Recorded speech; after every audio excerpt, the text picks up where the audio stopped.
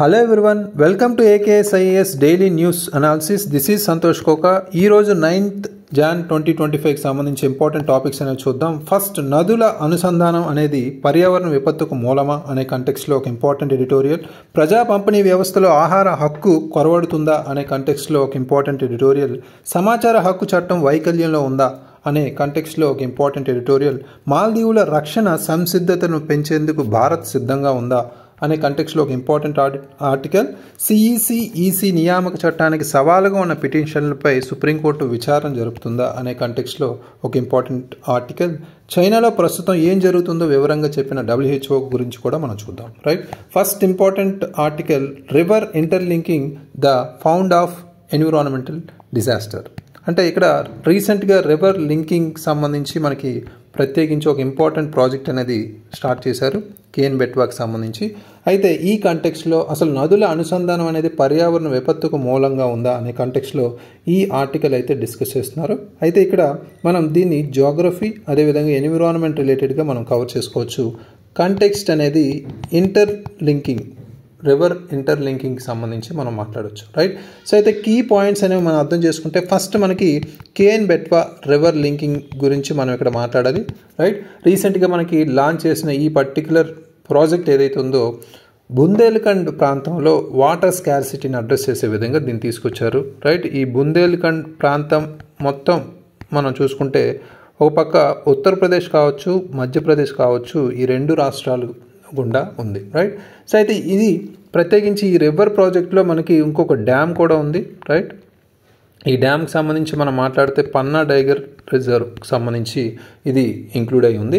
ఇక్కడ environmental concerns అనేవి ఈ ప్రాంతంలో రైజ్ అవుతున్నాయి. రైట్, అంటే పర్యావరణ సవాళ్ళు ఏవైతే ఉన్నాయో, పర్యావరణ పరంగా ఆందోళన ఏవైతే ఉన్నాయో, ఈ డ్యామ్ దౌదాన్ అనే డ్యామ్ ఏదైతే ఉందో ఆ డ్యామ్ ప్రత్యేకించి పన్నా టైగర్ రిజర్వ్ దగ్గరలో ఇది స్థాపిస్తున్నారు కాబట్టి ఇక్కడ మనకి మేజర్ ఆందోళన అయితే రైజ్ అయ్యాయి. అయితే ఈ కాస్ట్ అనేది ఈ రివర్ ప్రాజెక్ట్ సంబంధించి ఆల్మోస్ట్ 45,000 crores అనేది ఈ ప్రాజెక్ట్కి సంబంధించి కాస్ట్గా మనం చెప్పుకోవచ్చు. ఇది ఒక సిగ్నిఫికెంట్ ఎకలాజికల్ రిస్క్ని మనం ఇక్కడ మాట్లాడవచ్చు. రైట్, అయితే ఇక్కడ మేజర్గా బ్యాక్గ్రౌండ్ అనేది తెలుసుకోవాలి. అసలు రివర్ ఇంటర్లింకింగ్ అంటే ఏంటి, దానికి సంబంధించి మనం చూస్తే బ్యాక్గ్రౌండ్ అనేది ఇక్కడ రివర్ ఇంటర్లింకింగ్ లేదా నదుల అనుసంధానం అనేది మనకి ఆల్మోస్ట్ 130 సంవత్సరాల క్రితమే ప్రపోజ్ చేశారు. సర్ ఆర్థర్ కాటన్ గారిచే ఇది ప్రపోజ్ చేయబడింది. అయితే దీన్ని మళ్ళీ రిఫైన్ చేసి ఈ మోడల్ని తీసుకొచ్చింది మాత్రం మన విశ్వేశ్వరయ్య. రైట్, విశ్వేశ్వరయ్య గారు దీన్ని మళ్ళీ రిఫైన్ చేసి ఈ పర్టికులర్ రివర్ ఇంటర్లింక్ ప్రాజెక్ట్ని తీసుకొచ్చారు ఆఫ్టర్ ఇండిపెండెన్స్. రైట్, అయితే ఇక్కడ ఇంకొక ఇంపార్టెంట్ పాయింట్ ఏంటంటే నేషనల్ వాటర్ మేనేజ్మెంట్ లేదా డెవలప్మెంట్ ఏజెన్సీ NWDAకి సంబంధించి మనం ప్రత్యేకించి జాతీయ పరంగా దీన్ని 1982లో మనం ఎస్టాబ్లిష్ చేసుకున్నాం. ఈ ఫీజిబిలిటీ స్టడీస్ కోసం, అంటే నదుల అనుసంధానానికి సంబంధించి ఎంతవరకు ఫీజిబిలిటీ ఉంది దానికి సంబంధించిన అధ్యయనం చేసే విధంగా ఈ నేషనల్ వాటర్ డెవలప్మెంట్ ఏజెన్సీని కూడా తీసుకొచ్చాం. అయితే ఇక్కడ మేజర్ ఎయిమ్ ఏంటి, మన ఫ్లడ్స్ని మనం వరదలు వస్తాయి దానికి సంబంధించి నిరోధించడానికి, అదేవిధంగా కరువులు వస్తాయి కరువులకు సంబంధించిన ఏర్పాట్లు చేసుకోవడానికి, దాంతోపాటు రూరల్ ఇన్కమ్స్ ఏవైతే ఉన్నాయో వాటిని ఇంక్రీజ్ చేయడానికి కూడా మనకి ఈ పర్టికులర్ రివర్ లింకింగ్ ప్రాజెక్ట్స్ అనేవి ఉపయోగపడతాయి. సో దాంతోపాటు మనకి టోటల్ ఎస్టిమేటెడ్ కాస్ట్ అనేది 5.5 lakh crore మనం ఇక్కడ చెప్పచ్చు. రైట్, సో అంటే ఎన్విరాన్మెంటల్ అండ్ సోషల్ కాస్ట్స్ అనేవి మనం ఇక్కడ ఎక్స్క్లూడ్ చేస్తే ఇక్కడ ఎన్విరాన్మెంటల్ కన్సర్న్స్ అని మనం ప్రధానంగా చెప్పుకుంటున్నాం. కాబట్టి పర్యావరణ పరంగా ఆందోళన అంశాలు ఏమున్నాయి అంటే నదుల పర్యావరణ సేవలకు సంబంధించి, అంటే ఎకో సర్వీసెస్ ఆఫ్ రివర్స్ సంబంధించి చూస్తే ఇక్కడ ఈ సిల్టింగ్ అనేది ఏర్పడుతుంది, లేదా భూగర్భ జల రీఛార్జ్ కావచ్చు, దానికి సంబంధించిన జీవ వైవిధ్యాన్ని కూడా మనకి కొనసాగించడం కూడా చాలా అవసరం. రైట్, సో ఇక్కడ ఎగ్జాంపుల్స్ మనకి ప్రీవియస్ ఎగ్జాంపుల్స్ మనం ఇక్కడ ఒక్కొక్కటి చెప్పుకుంటే ఫస్ట్ మనకి ఇండస్ గురించి మనం చెప్పుకోవాలి. ఇండస్ రివర్లో ఒక డెల్టా అనేది మనం ఈ బ్రిటిష్ బ్యారేజ్ కన్స్ట్రక్షన్గా మనం చెప్పుకున్నాం. అప్పట్లో ఇది ఇండస్కి సంబంధించి డెల్టా ఈ డ్యామ్ అనేది కట్టడం జరిగింది కాబట్టి ఆ ఇండస్ వాటర్లో ఉన్న నాణ్యత అదేవిధంగా క్వాలిటీకి సంబంధించి పూర్తిగా పడిపోయింది అనేది కూడా ఇక్కడ చెప్పొచ్చు. నెక్స్ట్ మనకి కిసిమి రివర్ అనేది మనకి ఫ్లోరిడా చూసుకుంటే వరల్డ్ వైడ్ చూసుకుంటే వెట్లాండ్స్ అనేవి అక్కడ ఉన్న అడవులకు సంబంధించి కూడా అవి తగ్గిపోవడం కూడా మనం చూసాం ఛానలైజ్ చేసిన తర్వాత, రైట్. ఇది వరల్డ్ ఓరియంటెడ్గా మనం స్పెషల్గా చెప్పుకోవచ్చు. ఫ్లోరిడా అంటే అమెరికాలో ఉన్న ఒక స్టేట్కి సంబంధించి కిస్మీ river, right. Next Aral sea కూడా మనం ఇక్కడ మాట్లాడవచ్చు. ఆరల్ సీ అనేది కూడా ఇరిగేషన్ ప్రాజెక్ట్స్ వల్ల ఇక్కడ డ్రై అయిపోవడం అనేది కూడా మనం చూడొచ్చు, రైట్. సో ఇవన్నీ మనకి మేజర్గా ఎగ్జాంపుల్స్గా పర్యావరణ పరంగా ఈ నదుల అనుసంధానం ముప్పు ఉంది అనేది కూడా ఇక్కడ చెప్పచ్చు, రైట్. నెక్స్ట్ ఇంపార్టెంట్ మనకి real causes of water crisis. అసలు వాటర్ క్రైసిస్ లేదా నీటి సంక్షోభానికి అసలు నిజమైన కారకాలు ఏంటి అనేది ఇక్కడ మనం ప్రధానంగా ఫోకస్ చేయాల్సిన అవసరం అయితే ఉంది. ఫస్ట్ పూర్ వాటర్ మేనేజ్మెంట్ అనేది మనం ప్రాపర్గా ఇండియాలో ఎక్కువ పాపులేషన్ ఉంది కాబట్టి నీటి నిర్వహణ పద్ధతులు లేకపోవడం అనేది ఇక్కడ మనం చెప్పచ్చు, రైట్. సో నెక్స్ట్ మనకి ఎన్విరాన్మెంటల్ ప్రాక్టీసెస్, మన పర్యావరణ పరంగా పద్ధతులు ఫాలో అవుతున్నామా అనేది కూడా మనం ఇక్కడ ఫోకస్ చేయాలి. అదేవిధంగా లా అంబిగ్విటీ కూడా, అంటే చట్టాల్లో ఉన్న కొంత కన్ఫ్యూజన్ కూడా మనకి ఇక్కడ ఇంపార్టెంట్. నెక్స్ట్ మనకి కరప్షన్, సో అవినీతి అనేది కూడా ఇక్కడ మనకి ప్రబలంగా కనిపిస్తుంది, రైట్. సో నెక్స్ట్ రియల్ కాజెస్లో భాగంగానే మనకి ఇక్కడ ఏం చేయాలి అనేది మనం ఇక్కడ అర్థం చేసుకుంటే హోలిస్టిక్ వాటర్ షెడ్ మేనేజ్మెంట్ అనేది చాలా అవసరం, రైట్. వాటర్ షెడ్ మేనేజ్మెంట్ అనేది మనం ఇక్కడ నిర్వహించాల్సిన అవసరం అయితే ఉంది. వీటికి సంబంధించి మనకి కొన్ని లోకల్ కమ్యూనిటీస్ని కావచ్చు, ఎక్స్పర్ట్స్ని కావచ్చు ఇన్వాల్వ్ చేసుకుని దీన్ని హోలిస్టిక్ వాటర్ మేనేజ్మెంట్ని ముందుకు తీసుకెళ్లాలనేది కూడా చాలామంది నిపుణులు చెప్తున్నారు. అయితే దీనికి పర్ఫెక్ట్ ఎగ్జాంపుల్ మనకి ఇజ్రాయెల్ కంట్రీని తీసుకోవచ్చు. ఇజ్రాయెల్ డ్రిప్ ఇరిగేషన్ అనేది ఆల్మోస్ట్ 25 to 75 వాటర్ని ఇక్కడ సేవ్ చేస్తుంది అనేది కూడా ఇక్కడ ప్రత్యేకించి ప్రపంచవ్యాప్తంగా ఇజ్రాయెల్ ఒక ఆదర్శంగా నీటి నిర్వహణ పద్ధతిలో ఒక ఆదర్శమైన దేశంగా మనం చూడవచ్చు. ఎందుకంటే ఇజ్రాయెల్ ఒక ల్యాండ్ లాక్డ్ కంట్రీగా, అంటే నీటి వనరులు లేకుండానే చుట్టూ ప్రత్యేకించి ఓషన్స్ కానీ సముద్రాలు కానీ లేకుండానే ఇజ్రాయెల్ అనేది నీటి నిర్వహణ పద్ధతులు బాగా ఫాలో అవుతుంది అనేది కూడా ఇక్కడ చెప్పుకోవచ్చు, right.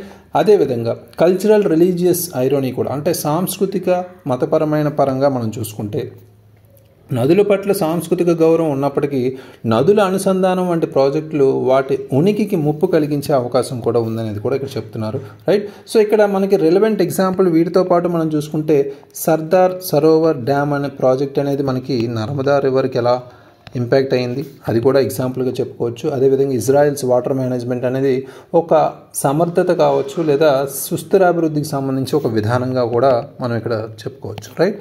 So next important article the right to food and the struggle with the PDS, అంటే ఇక్కడ ఆహార హక్కు అదేవిధంగా పబ్లిక్ డిస్ట్రిబ్యూషన్ సిస్టమ్ అంటే ప్రజా పంపిణీ వ్యవస్థతో ఒక పోరాటంగా ఉందనే కాంటెక్స్లో ఇది ముఖ్యంగా గవర్నెన్స్ రిలేటెడ్గా మనం కవర్ చేసుకోవచ్చు, రైట్.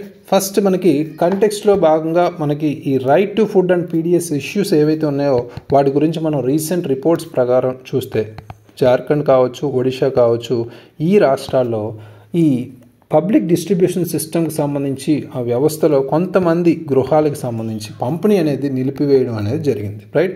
సో ఈ తొలగింపు వాళ్ళ పేర్లు ఈ వ్యవస్థలో నుంచి తొలగించడాన్ని ఇక్కడ హైలైట్గా చూడొచ్చు. అయితే కీ ఇష్యూస్ అనేవి ఇక్కడ గమనిస్తే ఫస్ట్ ఎక్స్క్లూజన్ అనేది ఏం జరుగుతుంది అంటే చాలా మార్జినలైజ్డ్ కమ్యూనిటీస్ ఏవైతే ఉన్నాయో వారిని ఇక్కడ ఎక్స్క్లూడ్ చేయడం అనేది జరిగింది. ఫర్ ఎగ్జాంపుల్ బీహార్లో చూసుకుంటే మొసాహర్స్ అనే కమ్యూనిటీ ఏదైతే ఉందో ఇలాంటి వారిని జనరల్గా మార్జినలైజ్డ్ కమ్యూనిటీస్ అంటాం. వీళ్ళని ఎక్స్క్లూడ్ చేయడం అనేది పీడిఎస్కి సంబంధించి బెనిఫిట్స్ ఏవైతే ఉన్నాయో ప్రజా పంపిణీ వ్యవస్థకు నుంచి బెనిఫిట్స్ ఏవైతే ఉన్నాయో వాటిని తీసుకోకుండా వాళ్ళు ఇక్కడ బహిష్కరణ చేయడం అనేది జరుగుతుంది, రైట్. సో అయితే ఇక్కడ ఏమని చెప్తున్నారు కారణాలు అంటే missing are incomplete ration cards కావచ్చు లేదా బయోమెట్రిక్ వెరిఫికేషన్ మ్యాండేటరీ అనే కారణాలతో వీళ్ళని ఎక్స్క్లూడ్ చేయడం అనేది ఇక్కడ జరుగుతుంది. అయితే దీనికి సంబంధించిన బ్యాక్గ్రౌండ్ మనకి చట్టపరంగా అంశాలు ఏంటి అదేవిధంగా రాజ్యాంగపరంగా ఏమున్నాయనేది ఇక్కడ చూస్తే right to food as a fundamental right అనేది మనం ఇక్కడ కలిగిస్తుంది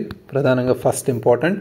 సో ఈ పర్టికులర్ రైట్ అనేది మనకి ఒక ఇంపార్టెంట్ కేస్ ద్వారా వచ్చింది. People's union of civil liberties versus union of India 2001, right.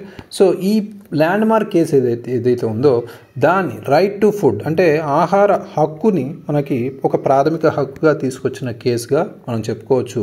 ఇక్కడ మనం ఫుడ్ సెక్యూరిటీ అంటే ఆహార భద్రత అనే ఒక కాన్స్టిట్యూషనల్ అప్లికేషన్, రాజ్యాంగ మద్దతుగా ఇక్కడ మనం తీసుకోవచ్చు, రైట్. నెక్స్ట్ మనకి అదే కోణంలో నేషనల్ ఫుడ్ సెక్యూరిటీ యాక్ట్ 2013 కూడా ఉంది, రైట్.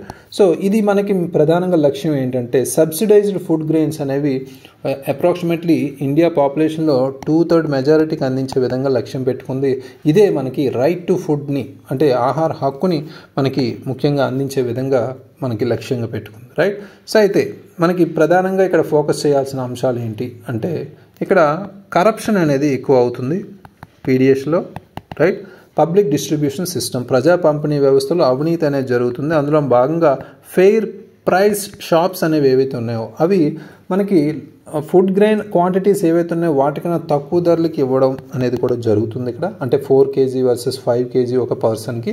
సో ఇది మనకి ఇక్కడ మాట్లాడుకుంటుంది. దాంతోపాటు పూర్ క్వాలిటీ రైస్ని అందించడం లేదా వీట్ డిస్ట్రిబ్యూషన్ అంటే గోధుమలు పంపిణీ జరగకపోవడం, ఇవన్నీ చాలా కామన్ ఇష్యూస్ అనేవి ఇక్కడ కనిపిస్తున్నాయి, రైట్.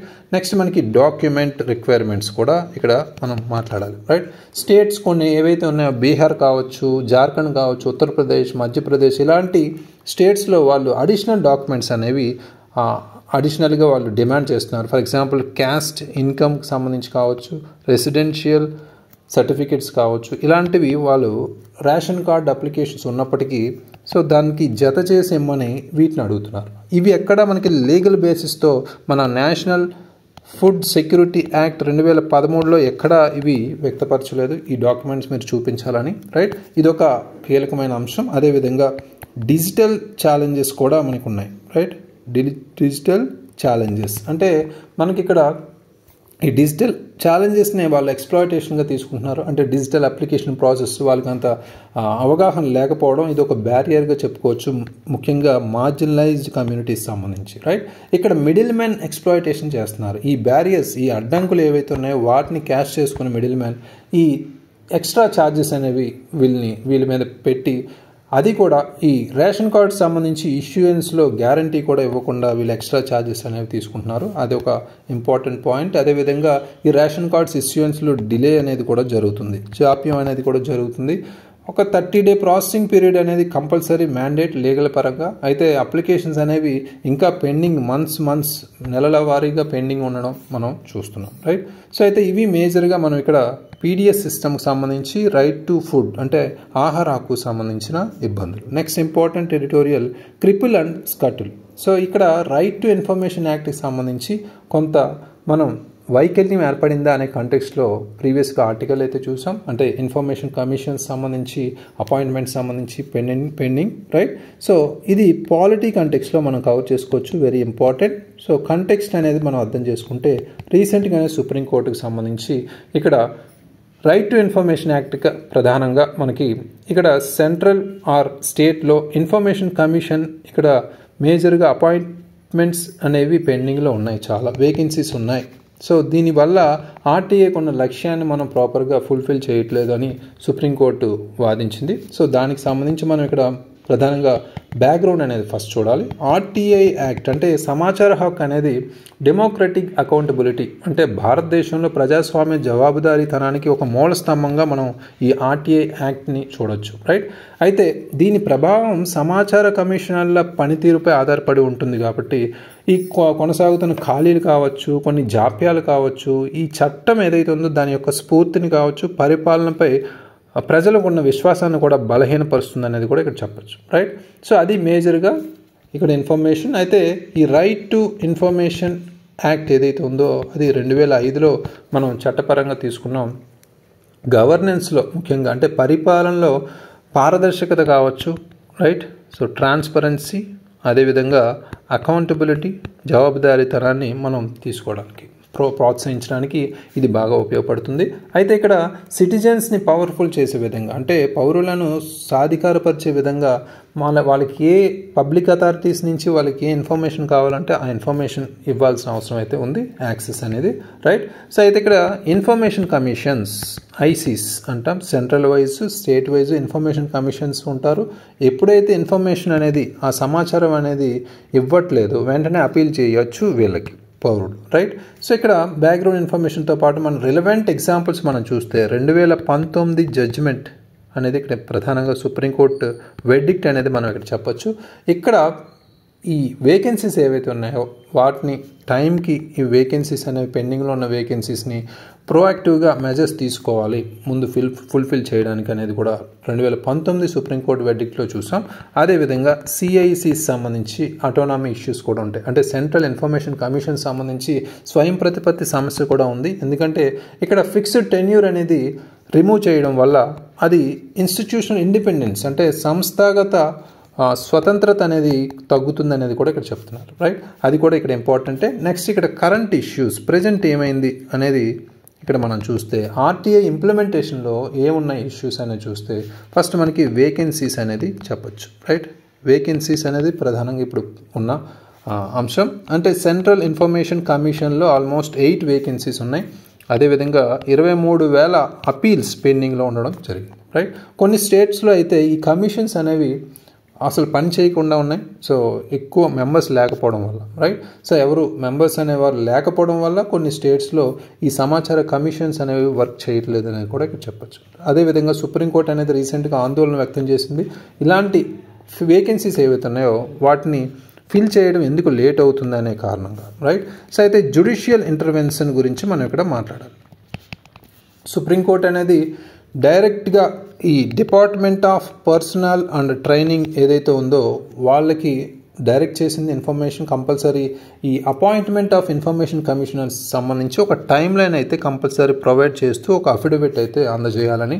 అదేవిధంగా కొన్ని స్టేట్స్ ఏవైతే ఉన్నాయో ఆ స్టేట్స్ సంబంధించి కంప్లీట్ అపాయింట్మెంట్ ప్రాసెస్ని కంప్లీట్గా వాళ్ళు ఫాస్ట్గా కంప్లీట్ చేయాలనేది కూడా ఇక్కడ స్టేట్స్ కూడా ఒక గడువు అయితే ఇచ్చింది, దాదాపు 2 వారాలు. రైట్, ఇక్కడ ఛాలెంజెస్ ఏమున్నాయి ముఖ్యంగా ఆర్టీఐ ఇంప్లిమెంటేషన్లో ఛాలెంజెస్ ఏమున్నాయి.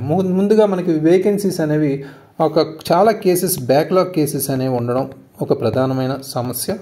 అదేవిధంగా ఈ అపాయింట్మెంట్స్ డిలే అవ్వడం లేదా 2019లో జడ్జిమెంట్ సుప్రీంకోర్టు జడ్జిమెంట్లో చెప్పిన కొన్ని టైమ్లీ ఫిల్లింగ్ ఆఫ్ వేకెన్సీస్ సంబంధించి కూడా ప్రాపర్గా ఫాలో అవ్వకపోవడం ఒక సమస్య. అదేవిధంగా సిఐసి అంటే సెంట్రల్ ఇన్ఫర్మేషన్ కమిషన్ సంబంధించి అటోనామీ అంటే ఇక్కడ స్వయం ప్రతిపత్తి తగ్గుతుందనే కంటెక్స్లో కూడా మనకు ఒక సవాల్ ఉంది. అదేవిధంగా appointment of retired civil services అంటే ఇక్కడ ఇన్ఫర్మేషన్ కమిషన్ సంబంధించి 2019 జడ్జిమెంట్లో కూడా చెప్పింది సుప్రీంకోర్టు రిటైర్ అయిన ఐఏఎస్ లేదా సివిల్ సర్వెంట్స్ని ఇక్కడ అపాయింట్మెంట్ చేయడం వల్ల అది కొంత ప్రాపర్గా ఫాలో అవ్వట్లేదు ఆర్టీఐని మనం పర్పస్ని లక్ష్యాన్ని అనేది కూడా ఇక్కడ వాదిస్తున్నారు. అయితే ఇంప్లికేషన్స్ ఏమున్నాయి మనం ఇక్కడ ప్రాపర్గా మనం ఫోకస్ చేయాలి అంటే ప్రభావాలు. సో ఇక్కడ ఎక్కువ వేకెన్సీస్ ఉండడం బ్యాక్లాగ్స్ ఉండడం వల్ల సిటిజన్స్ సంబంధించి నమ్మకం అయితే పోతుంది. అంటే వాళ్ళు ఇన్ఫర్మేషన్ అనేది వస్తుందా లేదా అనే కోణంలో క్వశ్చన్ మార్క్లో ఉన్నారు. రైట్, అదొక ఇంపార్టెంట్ డిస్కరేజ్ అవుతున్నారు సిటిజన్స్. అదేవిధంగా ఈ ఆర్టీఐ చట్టం యొక్క ప్రభావాన్ని తగ్గించే విధంగా ఉద్దేశం కూడా ఇక్కడ కనిపిస్తుంది. రైట్, ఈ ఆర్టీఐ యాక్ట్ ఉందా లేదా అనే క్వశ్చన్ మార్క్ కూడా ప్రజల్లో కలిగించే అవకాశం అయితే ఉందనేది కూడా చెప్తున్నారు. Next important article India ready to support Maldives in enhancing it's defence preparedness says Rajnath Singh. So ఇది మనం ఇంటర్నేషనల్ రిలేషన్స్ వైజ్ మనం కవర్ చేసుకోవచ్చు. ఇండియా మాల్దీవ్స్ రిలేషన్స్ వైజ్ అయితే కంటెక్స్ట్ మనం చూస్తే ఇక్కడ డిఫెన్స్ కోఆపరేషన్ అనేది ఇండియా మాల్దీవ్స్ సంబంధించి డిఫెన్స్ ఎక్విప్మెంట్ కావచ్చు కొంత డిఫెన్స్ స్టోర్స్ సంబంధించి మాల్దీవ్స్కి మన రెస్పాన్స్ ఏదైతే ఉందో మాల్దీవియన్ గవర్నమెంట్ అడిగినట్టు ప్రొవైడ్ చేస్తున్నారు ఇండియా నుంచి. రైట్, సో ఈ పర్టికులర్ అగ్రిమెంట్ లేదా ఈ డిస్కషన్ సంబంధించి మనం చూస్తే ఇండియా యొక్క కమిట్మెంట్ ఏదైతే ఉందో మాల్దీవ్స్ కావచ్చు ఇండియా కావచ్చు రిలేషన్స్ సంబంధించి ఒక పార్ట్గా మనం చూడొచ్చు. అయితే ఇక్కడ డిఫెన్స్ ప్రిపేర్డ్నెస్గా మనం ఇక్కడ నిబద్ధత ఏదైతే ఉందో డిఫెన్స్ సంబంధించి భారతదేశం మాల్దీవులకి రక్షణ పరికరాలు అదేవిధంగా కొంత నిల్వలు అందించడం ఒక కమిట్మెంట్గా మనం చూడొచ్చు. ఇక్కడ బ్యాక్గ్రౌండ్లో మనం ఇండియా మాల్దీవ్స్ డిఫెన్స్ రిలేషన్ సంబంధించి హిస్టారికల్ టైస్ ఏవైతే ఉన్నాయో డిఫెన్స్ కోఆపరేషన్ పర్టికులర్గా మనం చూస్తే మారిటైమ్ సెక్యూరిటీ ప్రాపర్గా మనం ఇక్కడ ఫోకస్ చేయొచ్చు. రైట్, సో అయితే ఇండియా అనేది కెపాసిటీ బిల్డింగ్ అంటే ఈ ఇండియా మాల్దీవ్స్ డిఫెన్స్ సంబంధించి మనం చూసుకుంటే ఫస్ట్ కెపాసిటీ బిల్డింగ్ అంటే సామర్థ్య నైపుణ్యానికి సంబంధించి కావచ్చు, అదేవిధంగా ఇన్ఫ్రాస్ట్రక్చర్ డెవలప్మెంట్ కావచ్చు, మౌలిక సదుపాయాల అభివృద్ధి, అదేవిధంగా జాయింట్ డిఫెన్స్ ఎక్సర్సైజెస్ సంబంధించి కావచ్చు, వీటిని పెంచుకునే విధంగా అదేవిధంగా మాల్దీవ్స్ సెక్యూరిటీ రెడీనెస్ని కూడా పెంచే విధంగా మనకి యాక్టివ్గా ఇన్వాల్వ్ అవుతుంది ఇండియా. అయితే మాల్దీవ్స్ స్ట్రాటజిక్ లొకేషన్ గురించి కూడా మనం ఇక్కడ చెప్పుకోవాలి. ఆ స్ట్రాటజిక్ లొకేషన్ ఇండియన్ ఓషన్ ఏదైతే ఉందో అది ఇండియాకు ఒక ఇంపార్టెంట్ పార్ట్నర్గా ముందుకు తీసుకెళ్లే విధంగా, అంటే రీజనల్ సెక్యూరిటీ అనేది మనకి చాలా ఇంపార్టెంట్ కాబట్టి ప్రాంతీయ భద్రత అనేది పెంచే విధంగా మాల్దీవ్స్కి ఇండియా ఒక పార్ట్నర్గా మనం ఇక్కడ చూడొచ్చు. ఒక పక్క పైరసీని నిరోధించే విధంగా, అదేవిధంగా టెర్రరిజం కావచ్చు, తీవ్రవాదాన్ని ఎదిరించే విధంగా, దాంతోపాటు మారిటైమ్ సెక్యూరిటీ అనేది కూడా మనం పెంచుకునే విధంగా మనం ముందుకెళ్ళే అవకాశం అయితే ఉంది. నెక్స్ట్ కమిట్మెంట్స్ ఏవైతే ఉన్నా డిఫెన్స్ క్యాపబిలిటీ ఎన్హాన్స్మెంట్కి సంబంధించి కమిట్మెంట్స్ అనేవి మనం ఇక్కడ చెప్పుకోవచ్చు. డిఫెన్స్ మినిస్టర్ రాజ్నాథ్ సింగ్ గారు ముఖ్యంగా మాల్దీవ్స్ గవర్నమెంట్కి కంటిన్యూ సపోర్ట్ అనేది మనం ఇక్కడ చూడొచ్చు డిఫెన్స్ క్యాపబిలిటీకి సంబంధించి, రైట్. ఇక్కడ డిఫెన్స్ ప్లాట్ఫామ్స్ సంబంధించి, అసెట్స్ సంబంధించి మాల్దీవ్స్ నేషనల్ ప్రయారిటీస్ ఏవైతున్నాయో వాటికి అనుగుణంగానే ఇక్కడ సపోర్ట్ ఇవ్వడం జరుగుతుంది అనేది కూడా చెప్పారు. ఇందులో భాగంగా మనం చెప్పాల్సింది ఇండియా నైబర్హుడ్ ఫస్ట్ పాలసీ గురించి మనం ఇక్కడ చెప్పాలి, రైట్. సో ఈ సపోర్ట్ అనేది మనం ఇక్కడ చూస్తే బ్రాడర్ స్ట్రాటజిక్ ఇనిషియేటివ్ ఏదైతే ఉందో, నైబర్హుడ్ ఫస్ట్ పాలసీ ఏదైతే ఉందో, మనకి ముఖ్యంగా మన ఇరుగు పొరుగు దేశాలు ఏవైతే ఉన్నాయో వాటికి గ్రోత్ కావాలి, అదేవిధంగా మనకి కావాలి, దాంతోపాటు వాళ్ళకి భద్రత కావాలి, మనకి కావాలి. ఈ రెండు మ్యూచువల్ గ్రోత్ అండ్ సెక్యూరిటీ అనేది మన ప్రాంతం ఏదైతే ఉందో ఇండియన్ ఓషన్ రీజియన్కి సంబంధించి మ్యూచువల్గా ముందుకెళ్లే విధంగా ఇది మనకు ఉపయోగపడుతుంది. నెక్స్ట్ ఇంకొక ఇంపార్టెంట్ సాగర్ విజన్. ఈ సాగర్ విజన్ అనేది ఇక్కడ డిస్కషన్స్లో కూడా వచ్చాయి. ఇండియా సాగర్ విజన్ అంటే security and growth for all in the region అనేది ఇక్కడ చెప్పొచ్చు. అయితే ఇది మనకి ఇక్కడ రీజనల్ సెక్యూరిటీ, కోఆపరేషన్, అదేవిధంగా ఇండియాస్ మారిటైమ్ నైబర్స్ ఎవరైతే ఉన్నారో వాళ్ళతో మన సంబంధాలని ముందుకు తీసుకెళ్లేగా ఉపయోగపడుతుంది సాగర్ అనేది మారిటైమ్గా. అది కూడా ఇంపార్టెంటే.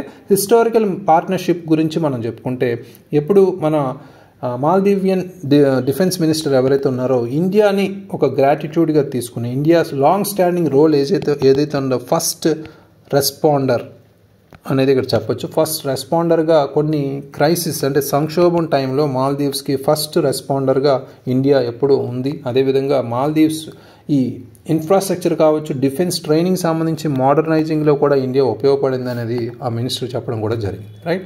సో ఇవి మనకి మేజర్గా ఈ పర్టికులర్ ఆర్టికల్లో డిస్కస్ చేసిన అంశాలు. Next important article, supreme court to take up please challenging CEC and EC appointment law in February, right. ఇది మనకి పాలిటీ రిలేటెడ్గా మనం కవర్ చేసుకోవచ్చు. ఇక్కడ కంటెక్స్ట్ అనేది అర్థం చేసుకుంటే సిఈసి ఈసీ నియామక చట్టాన్ని సవాల్ చేస్తూ దాఖలైన కొన్ని పిటిషన్లపై ఫిబ్రవరిలో విచారణ చేపట్టనున్న సుప్రీంకోర్టుకి సంబంధించి ఇది మనం చూడొచ్చు, రైట్. సుప్రీంకోర్టుకి సంబంధించి విచారణ కీ పాయింట్స్ అనేవి అర్థం చేసుకుంటే ఫస్ట్ మనకి బ్యాక్గ్రౌండ్ అనేది తెలుసుకోవాలి. సుప్రీంకోర్టు అనేది మనకి 2013 డిసెంబర్లో పాస్ అయిన లా ఏదైతే ఉందో దాని సిఈసి కావచ్చు, అంటే చీఫ్ ఎలక్షన్ కమిషన్, అదేవిధంగా ఎలక్షన్ కమిషనర్ సంబంధించి అపాయింట్మెంట్స్ రిలేటెడ్గా ఒక చట్టాన్ని తీసుకొచ్చారు. ఆ చట్టం ముఖ్యంగా కొన్ని ఆందోళన అయితే వ్యక్తపరిచింది. యూనియన్ గవర్నమెంట్ ఇక్కడ డామినెంట్ రోల్ ప్లే చేస్తుంది వీళ్ళ నియామకంలోనే ఒక కన్సర్న్ ఉంది. దానికి సంబంధించి పొటెన్షియల్గా ఇక్కడ ఎలక్షన్ కమిషన్ యొక్క ఇండిపెండెన్స్ని అఫెక్ట్ చేసే విధంగా ఉంది ఆ చట్టం అనే కంటెక్స్ట్లో సుప్రీంకోర్టు అనేది దీని మీద ముందుకు తీసుకెళ్తుంది, రైట్. సో అదేవిధంగా ఎలక్షన్ కమిషన్ ఆఫ్ ఇండియా అనేది గురించి మనం ఇక్కడ ప్రధానంగా చెప్పుకోవాలి. ఎలక్షన్ కమిషన్ ఆఫ్ ఇండియా అనేది ఒక ఇన్స్టిట్యూట్, క్రూషియల్ ఇన్స్టిట్యూట్గా మనం ఇండియాలో ఒక మేజర్ పిల్లర్గా మనం చెప్పుకోవచ్చు. ఫ్రీ అండ్ ఫెయిర్ ఎలక్షన్స్ని మనం జరపడానికి రెస్పాన్సిబుల్గా తీసుకుంటూ, రైట్. అయితే ఇక్కడ ప్రాక్టికల్ ఇన్ఫ్లుయెన్స్ పొలిటికల్ ఇన్ఫ్లుయెన్స్ లేకుండా మనం ఇండిపెండెన్స్ అనేది చాలా ఇంపార్టెంట్ ఇలాంటి సంస్థలకి, రైట్. సో అంటే ఒక పక్క ఎలక్టరల్ ప్రాసెస్ని మనం ప్రాపర్గా మెయింటైన్ చేయాలన్నా ఇవి చాలా అవసరం. అయితే independence of the election commission అనేది ఇక్కడ సుప్రీంకోర్ట్స్ జడ్జిమెంట్ ఏదైతుందో 2023లో ముఖ్యంగా చూసుకుంటే ఒక మోర్ బ్యాలెన్స్డ్ మల్టీ పార్టీ అప్రోచ్గా మనకి అపాయింట్మెంట్ ప్రాసెస్ ఉండాలని ఆ ప్రక్రియలో భాగంగా చెప్పింది సుప్రీంకోర్టు. అయితే ఈ కాంట్రవర్షియల్ లా గురించి మనం ఇక్కడ తెలుసుకోవాలి.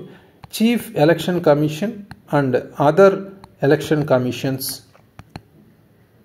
కండిషన్స్ లేదా appointment and conditions of service and terms of service 2023 act సంబంధించి ఇక్కడ మాట్లాడుతున్నాం, రైట్. ఈ చట్టం ప్రస్తుతం పరిశీలన ఉంది. ఈ చట్టం సంబంధించి గవర్నమెంట్ ఏం చెప్తుందంటే ప్రత్యేకించి వీళ్ళని అపాయింట్ చేసే కమిషన్ అంటే ప్రెసిడెంట్ ద్వారా అపాయింట్మెంట్ అనేది జరుగుతుంది. కానీ ఆ అపాయింట్మెంట్ అనేది కొంత రికమెండేషన్స్తో జరుగుతుంది. ఆ రికమెండేషన్సే ఒక సెలక్షన్ కమిటీ అనేది ఇస్తుంది. ఆ సెలక్షన్ కమిటీలో ఎవరు ఉంటున్నారు అనేదే ఇక్కడ మేజర్ గొడవ, రైట్. సో ఫస్ట్ ఈ సెలక్షన్ కమిటీలో 3 మెంబర్స్ ఉంటారు. అందులో ప్రైమ్ మినిస్టర్, అదేవిధంగా లీడర్ ఆఫ్ అపోజిషన్ ఫ్రమ్ మన లోక్సభ, దాంతోపాటు cabinet minister nominated by prime minister.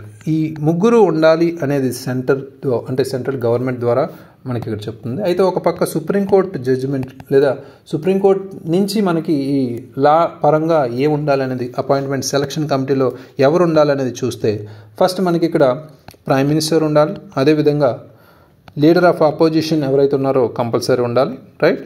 So దాంతోపాటు మనకి ఒక చీఫ్ జస్టిస్ ఆఫ్ ఇండియా కూడా ఇక్కడ ఉండాలి. అంటే ఈ థర్డ్ సెలక్షన్ మెంబర్ ఎవరైతే ఉన్నారో అంటే సెంట్రల్ గవర్నమెంట్ చెప్పింది క్యాబినెట్ మెంబర్ ఎవరైతే ఉన్నారో cabinet minister appointed by nominated by prime minister.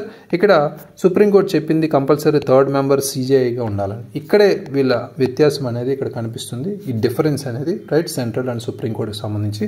అయితే ఇక్కడ లీగల్ ఛాలెంజెస్ అనేది ఇక్కడ మనం అర్థం చేసుకుంటే కొంతమంది పిటిషనర్స్ దీనికి సంబంధించి for example NGO association for democratic reforms activist జై ఠాకూర్ ఇలాంటి వాళ్ళు ఆర్గ్యూ చేస్తుంది ఏంటంటే ఈ కొత్త చట్టం ఏదైతే ఉందో సుప్రీంకోర్టు జడ్జిమెంట్ అప్పట్లో ఇచ్చిన సుప్రీంకోర్టు 2023 జడ్జిమెంట్ని డైల్యూట్ చేసే విధంగా లేదా సిజేఐ చీఫ్ జస్టిస్ ఆఫ్ ఇండియాకి సంబంధించి రోల్ని డైల్యూట్ చేసే విధంగా ఉంది, అపాయింట్మెంట్ ప్రాసెస్ని కూడా డైల్యూట్ చేసే విధంగా ఉంది, పొలిటికల్ ఇన్ఫ్లుయెన్స్ని పెంచే విధంగా ఉందనేది కూడా వీళ్ళు ఆర్గ్యూ చేస్తున్నారు. ఇక్కడ కీ లీగల్ క్వశ్చన్ ఏంటంటే అసలు section 7(1) of this particular new law which mandates the composition of the selection committee challenges the validity, right. వీళ్ళు ఏం చెప్తున్నారు పిటిషనర్స్ సంబంధించి కొత్త చట్టంలో ఉన్న సెక్షన్ 7 చెల్లుబాటును వీళ్ళు సవాల్ చేస్తున్నారు. ఎందుకంటే సెలక్షన్ కమిటీకి సంబంధించి తప్పనిసరి చేసే విధంగా ఇది ఉంది. అంటే సుప్రీంకోర్టు నిర్ణయాన్ని సెంటర్ రద్దు చేయాలన్నా లేదా సవరించడానికి పార్లమెంట్ ఆర్డినెన్స్ లేదా గెజెట్ నోటిఫికేషన్ ఉపయోగిస్తే సరిపోతుందా అని వీళ్ళు వాదిస్తున్నారు. అంటే ఇక్కడ సెక్షన్ 7 సబ్ క్లాస్ 1 అనేది ప్రధానంగా తీసుకోవచ్చు మనం ఈ చట్టం నుంచి, రైట్. అయితే కోర్ట్స్ పరిస్థితి అంటే సుప్రీంకోర్టుకి సంబంధించి పరిస్థితి ఏంటి, వాళ్ళ వాదన ఏంటి అనేది ఇక్కడ అర్థం చేసుకుంటే పార్లమెంట్ అనేది ఈ పర్టికులర్ వేలో ఈ దారిలోనే ఒక చట్టాన్ని డైల్యూట్ చేసి సుప్రీంకోర్టుకి సంబంధించి పవర్ ఏదైతే ఉందో ఆర్టికల్ 141 రాజ్యాంగ పరంగా ఇచ్చారు, రైట్. సో దీన్ని డైల్యూట్ చేసే విధంగా వాళ్ళు బిహేవ్ చేయొచ్చనే జస్టిస్ పరంగా సుప్రీంకోర్టుకి సంబంధించిన జస్టిస్ కూడా ఇక్కడ వాదిస్తున్నారు, రైట్. ఈ కేసు ఫిబ్రవరిలో హియర్ చేయబోతున్నారు. దానికి సంబంధించి మనం అప్పుడు ఇంకా డిస్కస్ చేయాలి. ఈ న్యూ లాకి సంబంధించి మేజర్గా appointments CEC and EC appointments సంబంధించి కాబట్టి కంపల్సరీ పాలిటీ కంటెక్స్లో బ్యాక్గ్రౌండ్ రిలేటెడ్గా ఎలక్షన్ కమిషన్ సంబంధించి సంపూర్ణంగా చదవాల్సిన అవసరం అయితే ఉంది. Next article and last article, no report of any unusual outbreak pattern of HMPV in China right now అని WHO చెప్పారు. ఇది హెల్త్ పరంగా మనం చూడొచ్చు. ముఖ్యంగా కంటెక్స్ట్ అనేది మనం అర్థం చేసుకుంటే గత 3 రోజుల నుంచి ఇక్కడ పాండమిక్ అని ఇక్కడ హెచ్ఎంపీవీ వైరస్ అని చాలా ఇక్కడ వ్యాప్తి చెందుతుందని మనం నివేదికలు అయితే చాలా చూసాం. బట్ WHO ఫైనల్గా ఇక్కడ హెచ్ఎంపీవీ అనేది చైనాలో ప్రస్తుతం అసాధారణ వ్యాప్తిగా ఉంది అనేది కూడా ఇక్కడ చెప్పింది, రైట్. ఇక్కడ బ్యాక్గ్రౌండ్ ఇన్ఫర్మేషన్ తెలిస్తే మనం ఆల్రెడీ చూసాం ప్రీవియస్ ఆర్టికల్లో. హ్యూమన్ మెటా న్యూమో వైరస్గా చెప్పే ఈ హెచ్ఎంపీవీ అనేది ఒక రెస్పిరేటరీ వైరస్ అంటే ఊపిరితిత్తుల సమస్యగా మనం చెప్పుకోవచ్చు. అయితే ఈ ఇన్ఫెక్షన్స్ అనేవి upper and lower respiratory tract ద్వారా వచ్చే అవకాశం ఉంది. అయితే ఇక్కడ కొంత వింటర్ మంత్స్లో అంటే పర్టికులర్ చైనా నదర్న్ హెమిస్ఫియర్లో వింటర్ సీజన్లో కామన్గా వచ్చే ఫ్లూ లాంటిదని కూడా చెప్తున్నారు. అయితే మోస్ట్ ఇన్ఫెక్షన్స్ మనం చూస్తే హెచ్ఎంపీవీకి సంబంధించి మైల్డ్గా ఉండొచ్చు లేదా కామన్ కోల్డ్ సిమ్టమ్స్ ఉండే అవకాశం ఉంది. కొన్నిలో మోర్ సీరియస్ కండిషన్స్ కూడా అయ్యే అవకాశం ఉంది. అవే బ్రాంచైటిస్ కావచ్చు, న్యూమోనియా కావచ్చు, కొన్ని వల్నరబుల్ పాపులేషన్ ఎవరైతే ఉన్నారో పిల్లల్లో పెద్దల్లో ఇవి వచ్చే అవకాశం అయితే ఉంది, రైట్. సో అయితే WHO ఏం చెప్తుంది దీని మీద అంటే క్లోజ్గా మానిటర్ చేస్తుంది.